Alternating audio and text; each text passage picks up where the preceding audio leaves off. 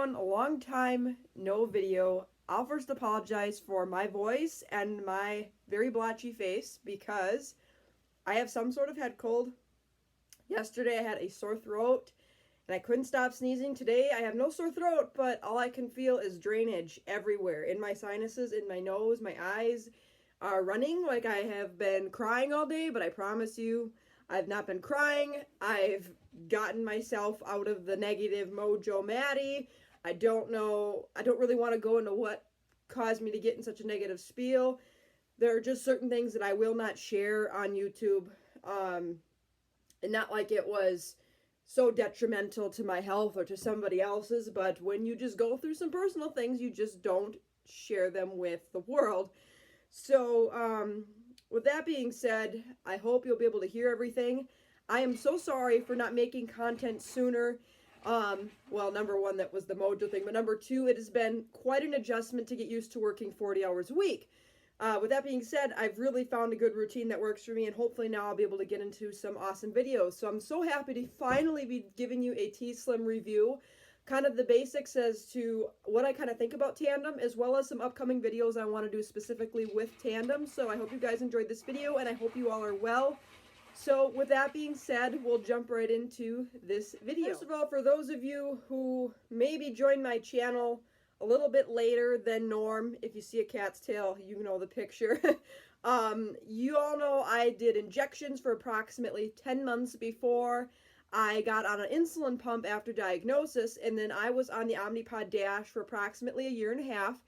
And then after having a lot of issues with the Omnipod Dash as far as blood sugars rising, A1C taking a huge increase from like low 6s to mid 7s, I was able to get an appeal, and after a lot of discussion, a lot of thought, and a lot of good recommendations from my endocrinologist, thankfully she pushed me to doing this because I was so heartbroken that I never ever thought that I would try another pump again because of the poor experience I had with Omnipod. Not saying I'm trying to push Omnipod into saying that they're a horrible company. No, they're just really not the pump for me. I was able to switch to my Tandem T Slim X2 journey last November, and it's been almost a year, and I thought I'd give you some good review on kind of what it's like. So I have a whole list here that I'll go through, kind of read some things, as well as give you an insight as to kind of what I want to do for future videos.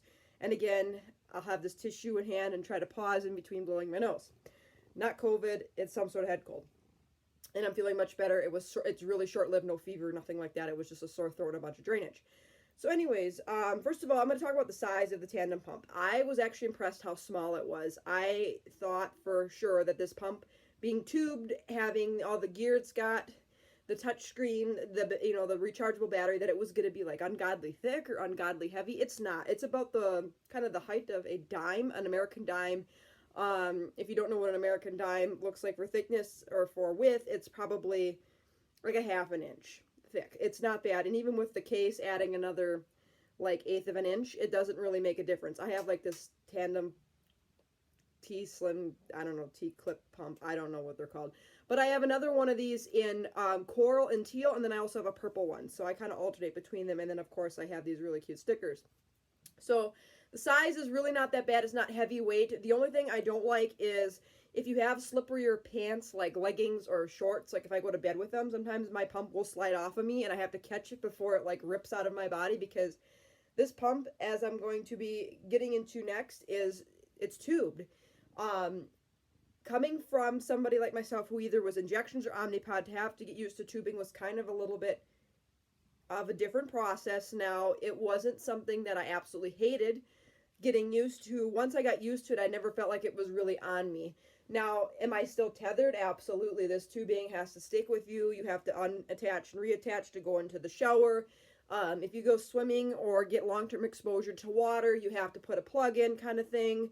If you're going to be directly getting tons of water, tons of liquid into that infusion set, you have to have a plug. Tubing comes in various lengths. I think I have the 23-inch tubing, which works super well, but I think they have tubing that's like 46 to 50 inches. So if you needed something longer, if you were fetching a site in your leg and hooking it up more towards, I don't know, if you're a lady and you're like hooking it on your bra or your jacket or something like that, then yeah, a longer tubing would be essential. Or if you were like super duper tall. Now, I'm tall for a female. I'm above average. I'm 5'7" to 5'7.5", but I'm not so ungodly tall that I can't not deal with 23-inch tubing for everything like that. So going along with the tubing, how's the portability? How am I able to kind of get around with this pump? Best advice I can give you, some people like to make little pockets to put inside their like tank tops and shirts, and that's fine. But I've never had an issue with this case having a clip. Now, if some of you like to have more soft cases or only like cases without clips, then you're going to have to place it in a pocket, and you really want to make sure to be able to port this around without it slipping out of your pocket and getting cracked or damaged, that you have some sort of pants pocket that's got a little bit of grip to it, or the case you have is like a silicone case or something more of a rubber material that kind of has a little bit of a grip when it goes against clothing, so it's not sliding around. This particular case is real slippery, but because it has a clip, I can clip it inside shorts, on my pants, on my shirt, on my bra. If I actually am doing something super quick in like a dress or something like that, I've actually been able to successfully clip it on my underwear and it has not fallen off. Do I recommend you do that for the long term? No. Would I do that for a wedding if I have to stand up? No. I would sooner have like a little garter to put around my leg and place the pump there so it's not sliding off. But as far as portability, it's not an issue. There's a lot of different cool tricks and techniques around it, and if you're a Tandem user, please let me know what other tricks you have, because I'm so basic that I live in scrubs at work and basically leggings and t-shirts all day, so I really don't have to worry about like putting my pump on like business casual or formal business wear or something like that where somebody else might have to deal with it. So please leave as much suggestions down below, not only for myself when I need to wear those clothing, but for other people who may benefit from that in the future. How's it like to clean this insulin pump and keep it from getting all smeary? Well, as you can tell, there's a lot of fingerprints on here and oil prints because this is a touchscreen. Blood sugars are a little insulin resistant from being sick. Not super bad. They've been like 160 to 180 most of the day. I have increased basals anyway. So as far as cleaning this, it's real easy. I usually just use like an alcohol swab or a gentle soap and water rag or just a little damp rag, and I'm able to clean it. When I change my cartridge out, I'll often pop this case off if I'm changing the case out, and I'll kind of clean all around where the cartridge goes in, the back where the battery pack inserts, where you clip the battery charger in, where the clip would sit, etc. I'll wipe that down. Believe it or not, I kind of found it funny that the trainer is like, oh, if you're in dental hygiene school, you know what a Cava wipe is. So a Cava wipe is basically a big old fancy schmancy wipe that has a lot of different safe but tough chemicals that basically kill most bacteria. So she said, you actually, because this is medical grade glass, this is medical grade materials, you can use a Cava wipe on this. So you technically can Cava wipe the heck out of your pump if you'd like.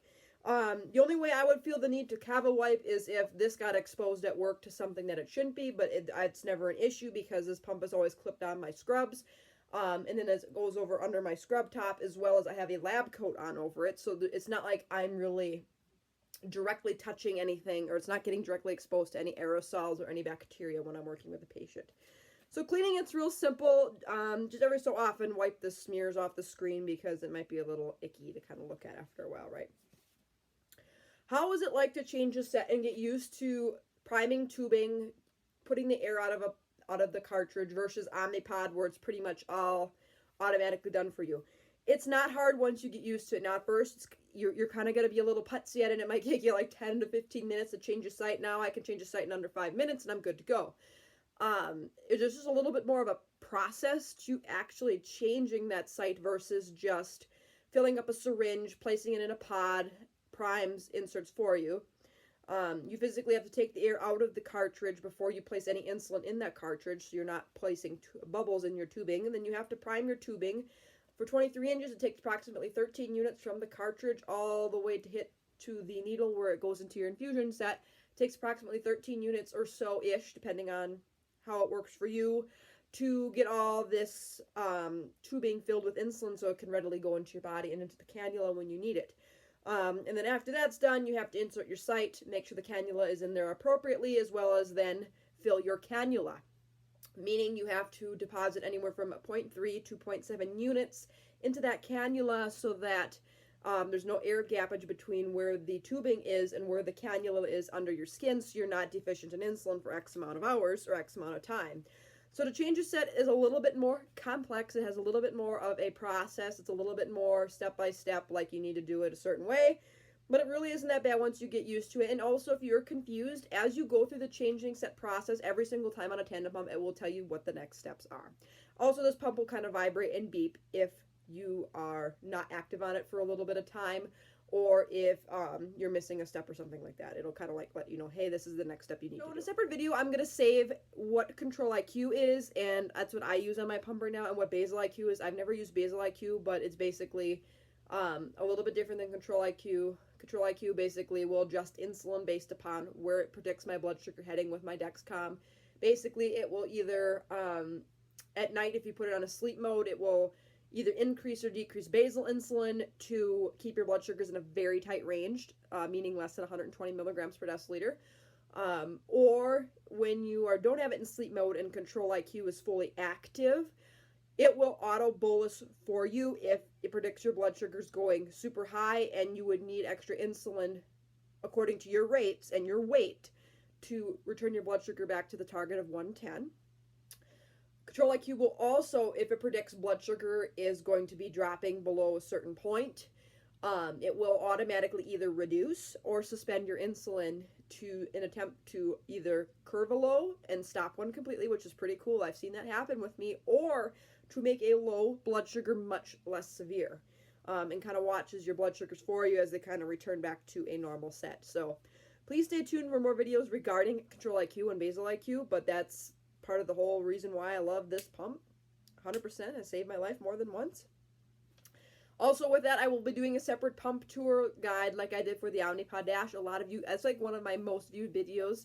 I will go through and set up my phone or my camera, and I will place this pump on a countertop, and I will show you exactly what the screens and menus look like, what you need to look for, and all different stuff like that.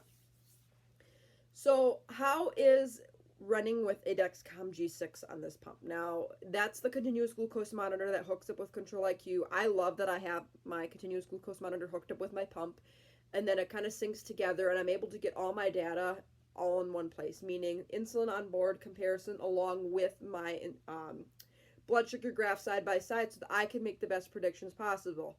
I love that this pump is more hands-off than I've ever been used to. Does that mean that there are some days where you need to manually take care of yourself? Absolutely. There is no one-size-fits-all with diabetes, and you ultimately know what's the best decision for you. I've overridden some of this stuff on this already, and I am not afraid to do that in a situation where I know what is best for me and my blood sugar control.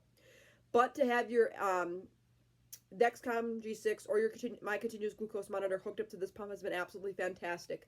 Now, some of you have asked me, like, do you have problems if you wear, like, say, your Dexcom and your pump on opposite sides of your body or opposite kind of areas of your body? Do you have issues with it not connecting?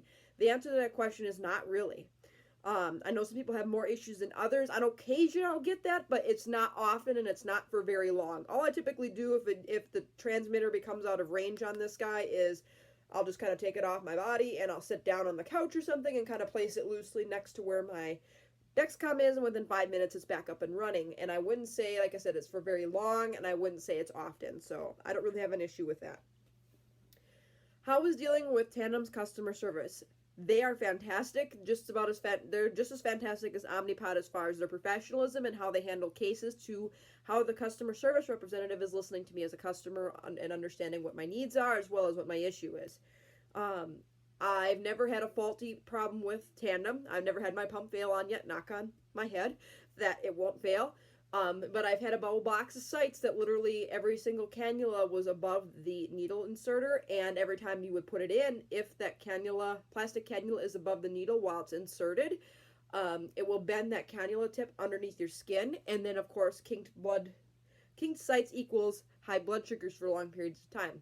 So they replaced the whole entire infusion set box for me after figuring out that problem when I first started it up, as well as they are solely responsible now for my Dexcom G6 CGM errors and failures when I need sensor replacements. Their customer service is fantastic. You do have a much longer, significantly longer wait time than Omnipod does. However, to me, it's well worth the wait. You can also leave a callback number as far as like giving them a cell phone or a home phone, and they will call you back within, I believe, 24 hours. And I remember one time they called me at 11 o'clock at night, like gave me a call back, and surprisingly I was awake and I was able to take the call, which was like rather weird, right?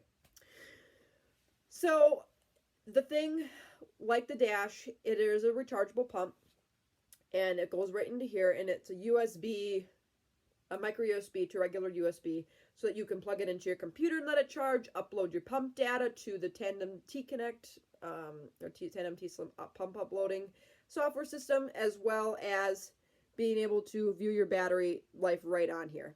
Now, a lot of you knew that every time I would charge my Dash PDM, it would constantly die on me.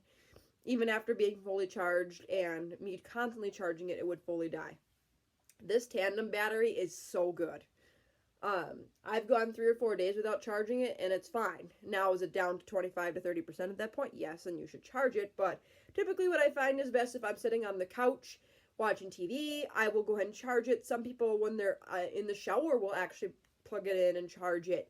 I used to do that, but then it kind of got inconvenient for me, or I would forget. I would just disconnect and go in the shower and just, forget about it. So what I find most convenient for me is pretty much every morning going to work. I have about a 25-minute drive to work. I will charge my tandem pump in my car because I have a little special outlet that I can plug normal actual outlets in, as well as car charging. I have like this cool old thing built up in my old car. Anyways, so I can basically charge my pump while I'm going to work, and I have it sit on my lap, and it's convenient. And when I get to work, I unplug it, and it often goes from the 75% to 100%. I highly recommend that you slowly charge your pump over time. Don't binge and wait till the end when it gets down to 15 to 25% and you're looking to charge it. I've done that a few times and it doesn't hurt it, but they always recommended to me that, like, hey, keep up on your charging and you won't have any issues. However, if you do go a little bit of time, I think I've gone about a day and a half without charging. I have 65% battery. And this thing's been going on and off all day because you're going to be bolusing and making adjustments, etc., checking blood sugars, whatever you need to be doing with this pump. So the battery life is super good. Never had an issue with it. Never had an issue with this rechargeable battery whatsoever. So as you know, this is a touchscreen pump, and I like that it's a full glass touchscreen, unlike the Omnipod Dash is complete plastic, so there's really no issues for having chips, cracks, dings in here. I mean, over time, glass can get scratched or dinged, but it's medical grade glass. I never had an issue. I've literally like banged on this. I've actually had this kind of fall onto a hardwood surface, and it hasn't done anything. I've dropped my own corner of my phone on this pump, like basically like this, and has done nothing to it. I can rap on this. I can touch it. Nothing bad happens. It's pretty awesome. The touchscreen and the glass works super well, so don't be nervous about having this touchscreen. It works super great. I love that it's glass and not plastic, so it doesn't ding as easy. But don't throw a rock at it, because I'm pretty sure it would shatter. Then you'd have to get a replacement, right? Anyways, I'm getting sick and tired of blowing my nose and stopping this video, and I hope to God it's not going off too much on a tangent, in that my transitions are somewhat good and you don't see me blowing my nose in between every time. So how was my first month on this pump? How did I feel about it? What was the big thing? And the answer was amazing control. I went from constantly having blood sugars 200 to 300 for, a handful of months to, and not even all the time, but they were regularly high, to having my A1C go back into the mid-60s within a matter of 3 months on this pump. My A1C decreased from 7.5 to 6.5 or 6.6. Absolutely incredible. And I've been able to maintain that control throughout the time I've been on Tandem. I've never been higher than 7.0 since I've started Tandem, and I'm very thankful for that, knowing that, like, hey, I want kids, I want to be healthy, I want to be healthy for myself as long as I can, and as you all know, diabetes comes with a lot of consequences. If you don't take care of yourself, eye damage, nerve damage, kidney damage, damage to any organ in your body, and anything, absolutely anything can be damaged with diabetes. The most common is your nerves, your eyes, and your kidneys, but a lot of other things, even digestion, can get impacted. So if you're not careful and controlling your blood sugars to the absolute best of your ability, you will end up with complications. I want to limit that risk for myself. And as the technology continues to improve, I can only see bigger and better things coming for the health and longevity of us as type 1 diabetics. And this is just the first step to this basically artificial pancreas, automatic pump, where it basically predicts things for you with an algorithm to try to help you out as best as you can. Now, does this thing not always work? Yeah, there are situations where I've had it not make the smartest decision for me.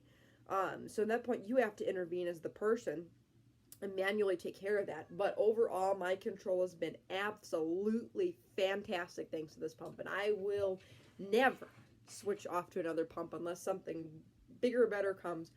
I'm staying with Tandem for as long as I can. And the nice thing with Tandem is because it's all connected using an app on your computer, you can update and upgrade as they come up with new software changes or new developments in the technology to help you manage blood sugars. You can update that through your computer and not have to buy a whole new pump or wait for a warranty every 4 years. I was very blessed and lucky. My endocrinologist was basically able to file an appeal to let me have this pump. I remember seeing that appeal paperwork, how hyperglycemia didn't help. How in order for me to get approved for this pump, I had to prove like, hey, I have some lows that I can't feel. I've had nocturnal hypoglycemia, certain things that were able to allow me to get this pump sooner because I was only on the Omnipod Dash for a year and a half. And because I know some people say like, oh, for that, you don't have to really worry about going through the contract or the 4-year agreement with the pump because it's often not DME. Unfortunately for me, my insurance at the time covered the Omnipod via DME. I couldn't get it as a pharmaceutical benefit. So therefore, I was locked in. So thankfully I was able to get unlocked after only basically having half of my term served with this pump company. I was able to get out of it and get on Tandem. A lot of people were shocked like how I was able to get on it, but you have to fight for an appeal and have to have your endocrinologist fight for you. And obviously she had a lot of data and evidence to prove my A1C and my glycemic control went way crappy. And it was causing me such a burnout.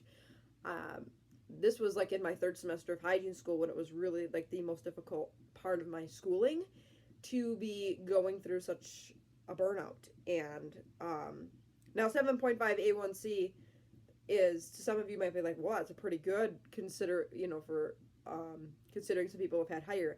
Yes, I agree. I'm so blessed that A1C wasn't back up to like 12.7 when I was diagnosed, but it's still not adequate control in my eyes. That is uncontrolled. Slightly elevated like that for a short time probably did nothing to me, but I sit and think about the implications that may have in my future. Who knows what it did? Maybe it did some damage and I was thankfully maybe able to reverse. I don't know. Kidney function's still great for me. All my tests are great. My vision's 20/20. I have no damage. I can feel. I have no neuropathy. I'm thankful because I'm taking care of myself. A lot of you say, well, you haven't been diabetic for long enough to have that problem. And it's kind of funny that my eye doctor tells me that. And I say, yes, I haven't. But I know that some people in a short period of time, short meaning a handful of years, a few years, like I've had diabetes since 2018, if they aren't taking care of themselves, damage can start occurring. Doesn't matter how old you are. You could be 2 years old, you could be 99 and still have damage after a few years of uncontrolled diabetes. You certainly can have that issue. So my point to you is, if something isn't working for you, switch. And I cannot say anything negative about Tandem. They're a great, fantastic company. I've done a comparison between Autosoft 90s and 30s, kind of their benefits and the disadvantages of both. Are there some little technical issues you'll experience with any pump? Yes, because it is a man-made device. I've had some sites where I put it in and the cannula bends. Oops, it happens. It's just learning like how to get through it. And if your benefits far outweigh your cons, continue with this pump. Unfortunately, Omnipod, there was far too many cons for me that way outweighed the benefit I was getting from this pump, so I basically left, and I'm so thankful I did.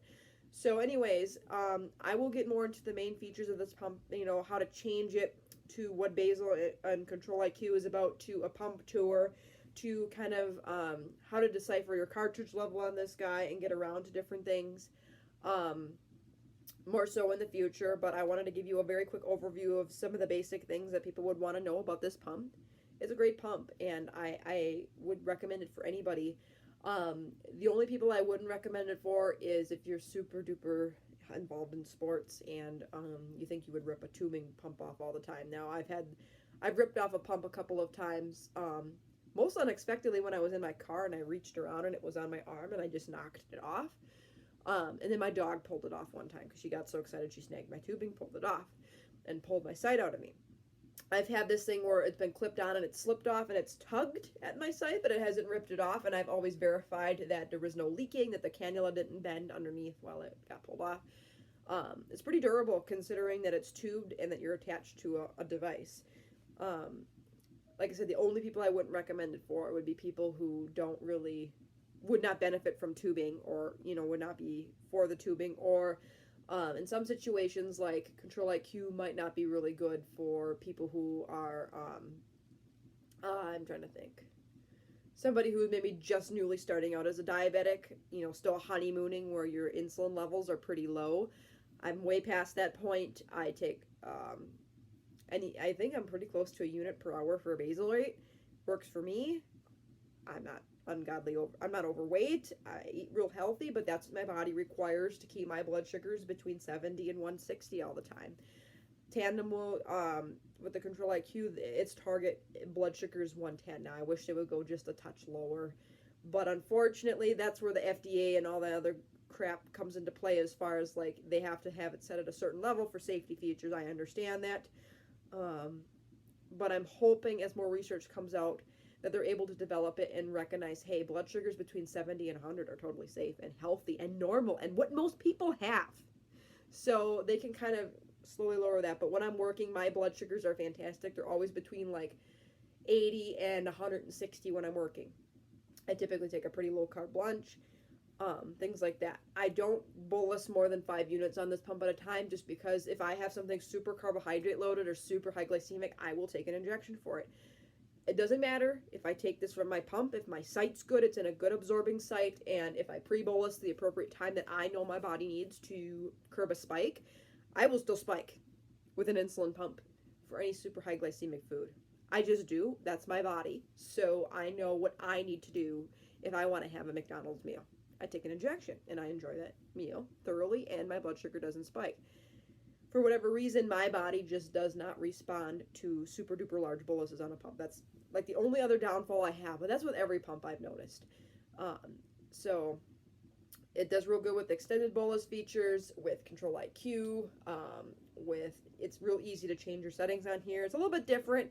It took me a minute to get used to how like the layout was, but once I figured it out, it was totally fine. But again, I'm going to go into that more in the future, so I'm not going to continue to rant and rave on this because I'm probably going to confuse the heck out of you, but I wanted to tell you how thankful I am to be on this pump.